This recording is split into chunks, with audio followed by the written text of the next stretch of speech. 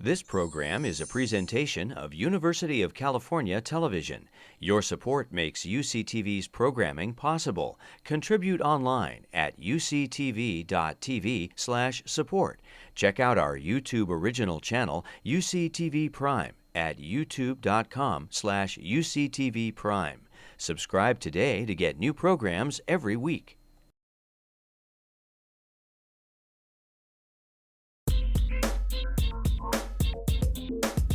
In this episode of CNS News, we take you around the world to the dusty streets of Haiti, post-revolution Egypt, the mountains of Ecuador, and New Orleans, Louisiana, 7 years after the flood.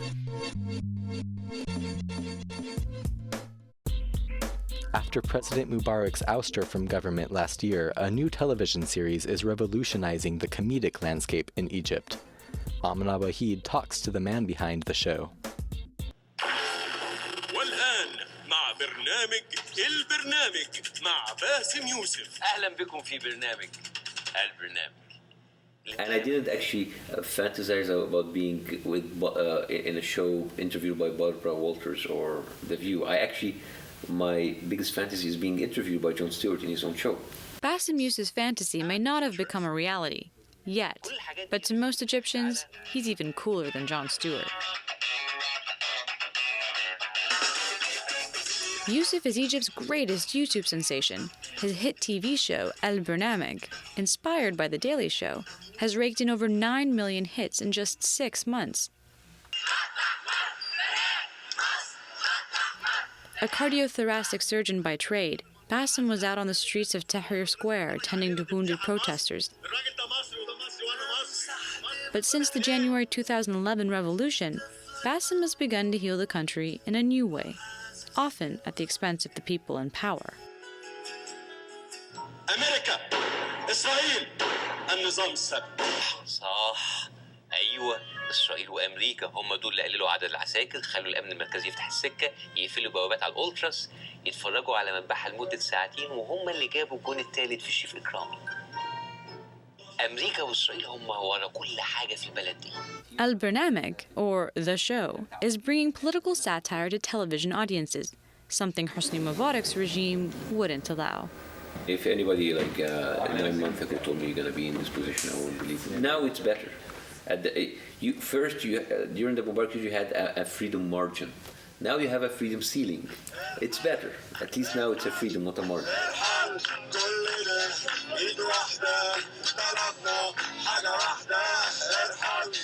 As that freedom ceiling rises, more artists and musicians are mixing politics with culture.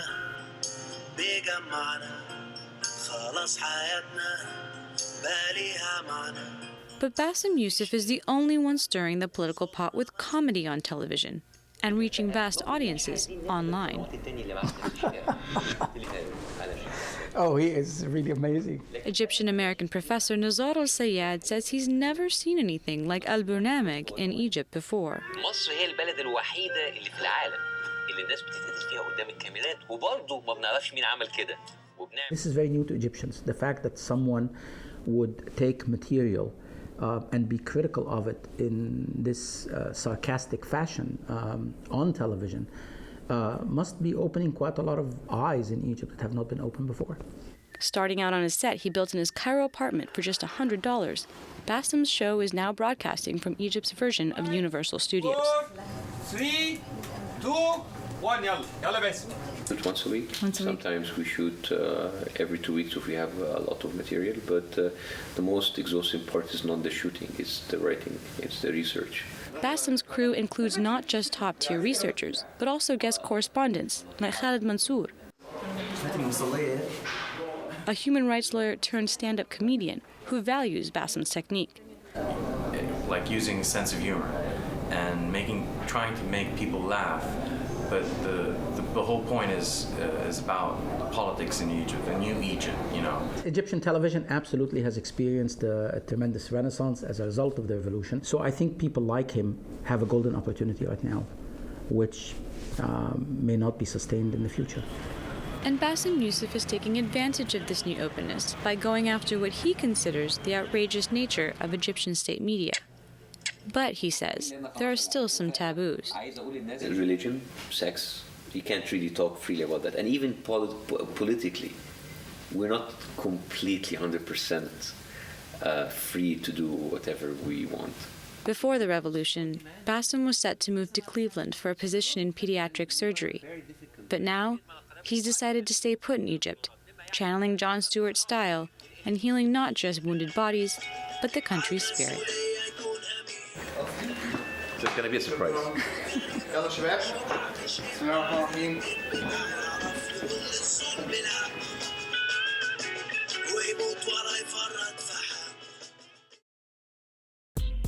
With much of New Orleans still vacant 7 years after Hurricane Katrina, some unexpected tenants have moved in. Wendy Jonasson has the story.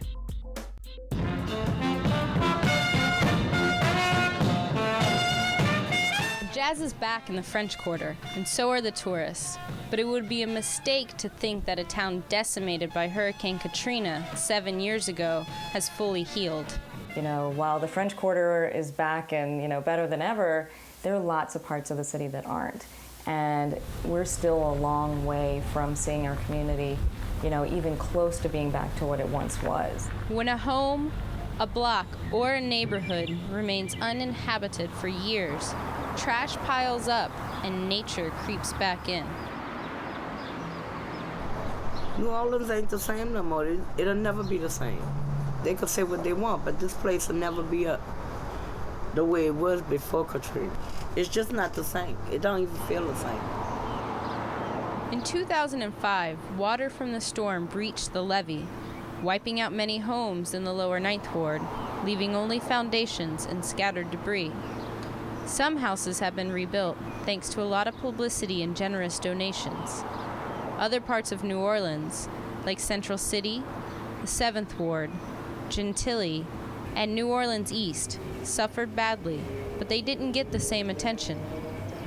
Houses that endured 6 to 15 feet of water remained standing but uninhabitable, and half the city didn't come back. The few who did live in houses surrounded by vacancy, blight, and a growing stray population that overwhelms the SPCA. The further we've gotten from Katrina, I do think some of those stray populations have continued to grow. And at this point, 6, 7 years later, we're talking about significant numbers of strays that are continuing to reproduce in our community. A small group of animal control officers deal with all the abused, neglected, and stray animals in New Orleans. One dog could have 5 to 6 puppies in a litter, and then that dog becomes an adult and 5 to 6 puppies and 5 to 6 puppies, and it just spreads and spreads and spreads until it gets out of control. In this case, Officer Friedman was picking up an abandoned and agitated dog.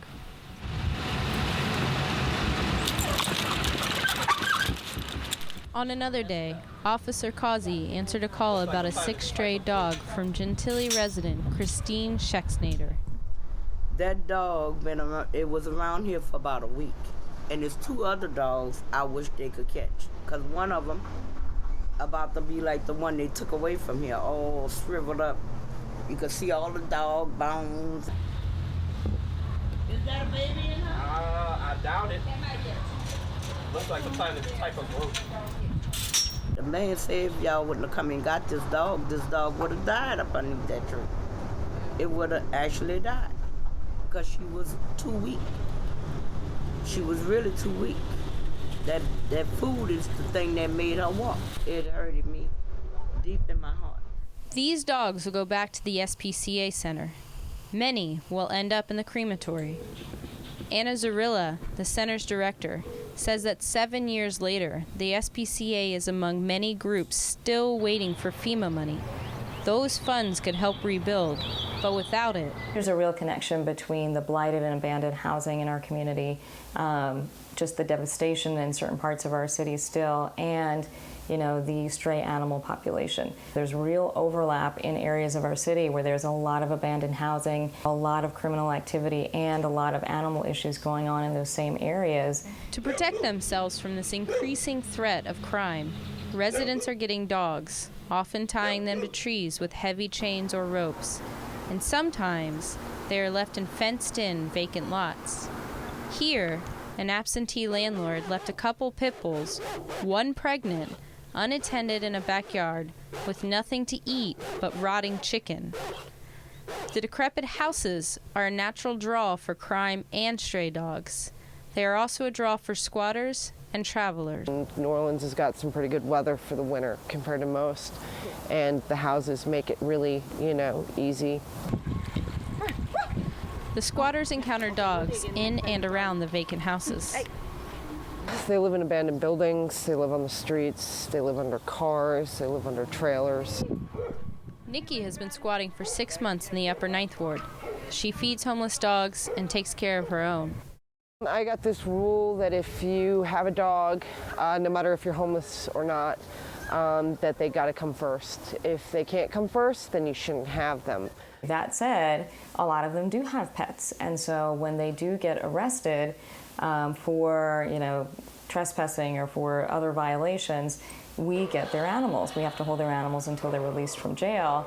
And when they come in, I am always amazed at, they all have veterinary records, that they get faxed from a veterinary clinic. A lot of things that you wouldn't expect from an animal living on the street with a person. So until New Orleans begins to rebuild everywhere, restoring its population, demolishing substandard housing, and reducing crime, the neglected stray population will continue to grow. And so we need to be addressing that entire community on all of those different levels. So the people could come back home. Maybe then it'll feel the same. You know what I mean? The people is not here. They want them to come back, but what they coming back to? Nothing.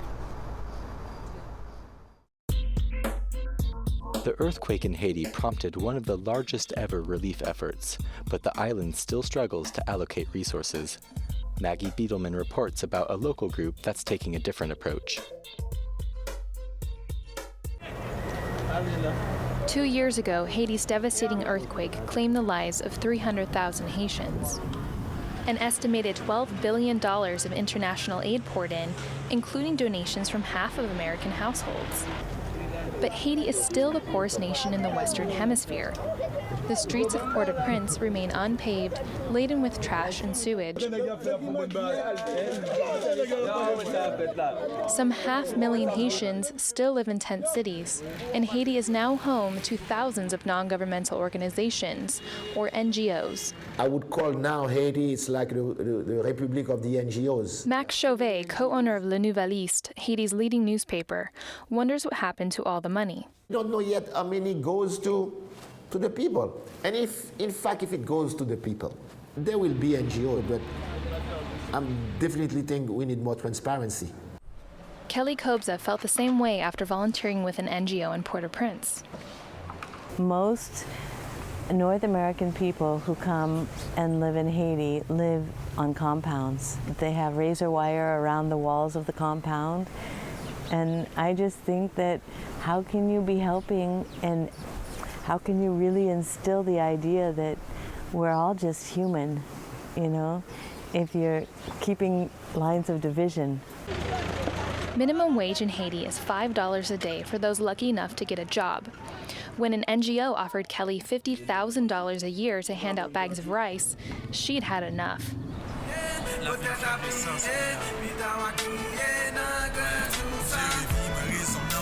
Kelly moved to the island of La Gonave, 40 miles by boat from Port-au-Prince. With limited resources, Kelly started her own grassroots project in the main village on the island. It's called Greater Good Haiti, or Pigua Bien. No wealthy corporations back them. It's just a small nonprofit with a big concept: local people serving local people. I want to see the kids develop a sense of belonging here to Pigua Bien, right? Co-founder Jean-Max Augustin grew up on the island. Pigua Bien is really an idea, right? It's not like an organization with like rules and like things like that, but it's more like of an idea.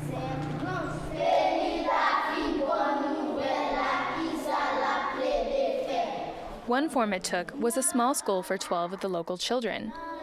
Kelly hired a Haitian woman to teach them how to read and write. They come with no letter recognition, no alphabet sense, they don't even know how to read and write their own name. When I sit down next to Kimberly and she reads to me a whole paragraph and follows her little finger and reads this and then turns and looks at me with her eyes so bright and so happy, and I just think, this is why I do what I do. Pigo bien ouais éducation sociale et puis culturelle d'abord, l'autre chose c'est pas ça qui ouais. Jean-Ezekiel Clotaire, who runs the local radio station in Ansa-Golette, recently recognized Pigou Bien with an award for the most effective organization on the island. Bon, les différents de l'autre par rapport que grand peu l'organisation pour yo penser yo atterrir avec objectif yo c'est ba moun manger, c'est ba moun cob, mais Pigou Bien différent des organisations ça yo.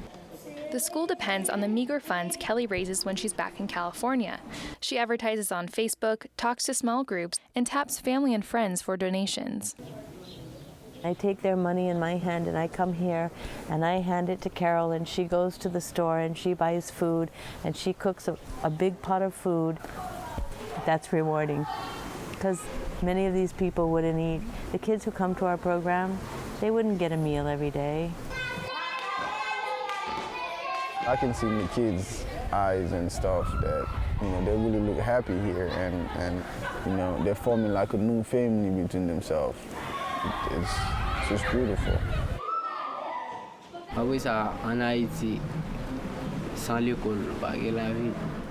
Local volunteers like Kaba, Tuen, and John make Pigou Bien more than a school.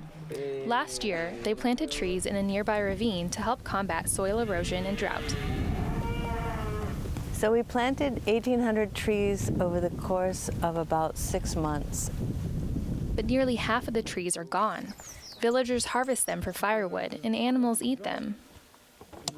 Cattle are a big problem.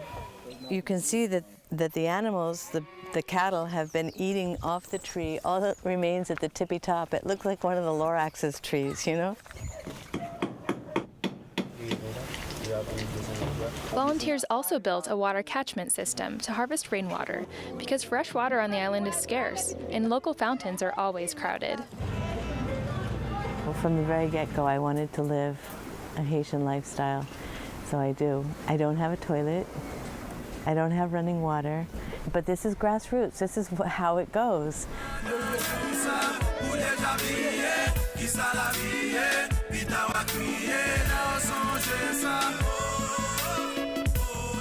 Structured organizations that are operating here on the island, they're from elsewhere, right? They're more like imported projects. Pigou Bien was born here. And now it's thriving here as a community gathering place for sports, workshops, even weddings. But Pigou Bien's future is uncertain. School can never be sustainable. We will always need donations to do what I'm doing, always. And that's unfortunate. I'd love to say we could find a sustainable way to run a school. But how? It costs $1,000 a month to run Pigou Bien, including food, the salaries for the cook and teacher, and rent. He came yesterday to collect the rent, and I'm supposed to pay him the full year's rent, and I could only pay for 1 month. We're barely surviving on what we do. 1, 2, 3, 1, 2, 3. Still, Kelly holds on to the hopes of surviving. She sees Pigou Bien as having succeeded where large NGOs have failed, by working for the local people with the local people. The success of our humanity depends on our humanity. And if we don't understand the weakest link, we're never going to make it anywhere. We think we're so high and mighty, but look at what's happening on the planet around us. And, that's hard. It's hard. In rural Ecuador, one village may hold the key to a longer life. Ryan Laughlin traveled to this remote community to discover its secret.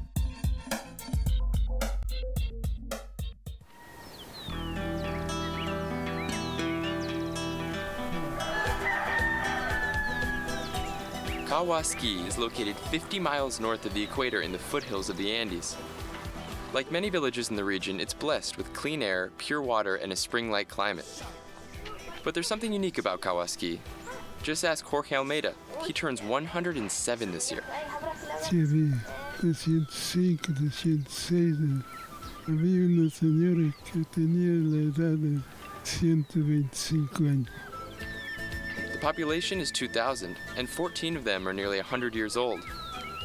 In comparison, there are just 23 centenarians out of every 100,000 people in the U.S. So what's the secret to this fountain of youth? La comida más preferida de él siempre ha sido algo que sea con dulce o panela que llamamos. Comía todo lo que producía en el campo, sea en granos, sea en aves, en animales que él cazaba. Esa es la razón para que él viva hasta esta edad.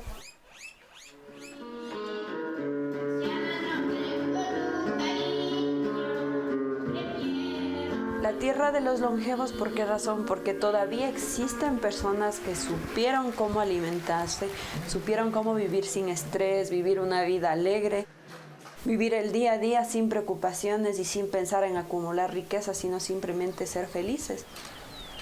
Claro, más cuanto así comían, avejita, maicito, todo lo que sembrábamos en el campo.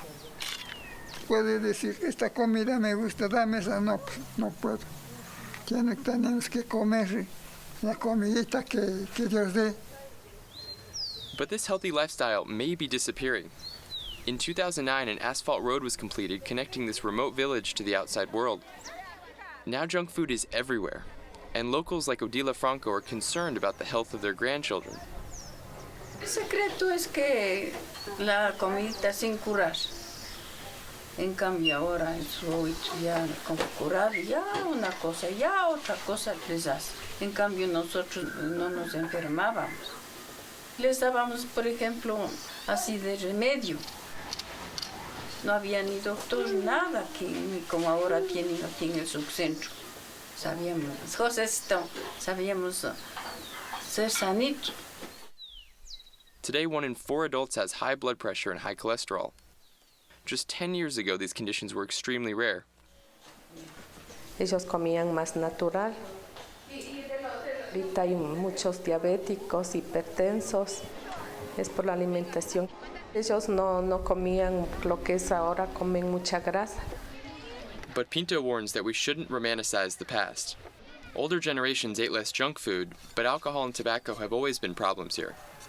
Don Segundo admits to drinking heavily for 80 years, and yet still he's 96 and healthy. Todavía puedes trabajar.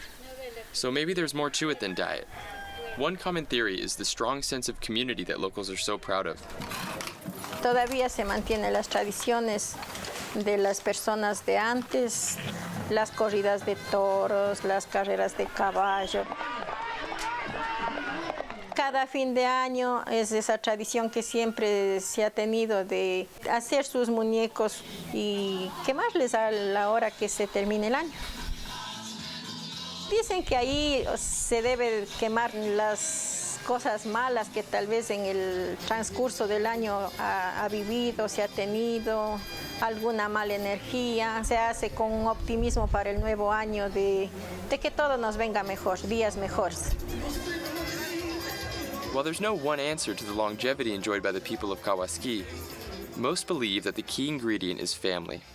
Podemos ver el caso de mi abuelo que tiene 106 años, está muy consciente, algunas partes en lo físico ya tiene deficiencias, pero mentalmente él está muy bien.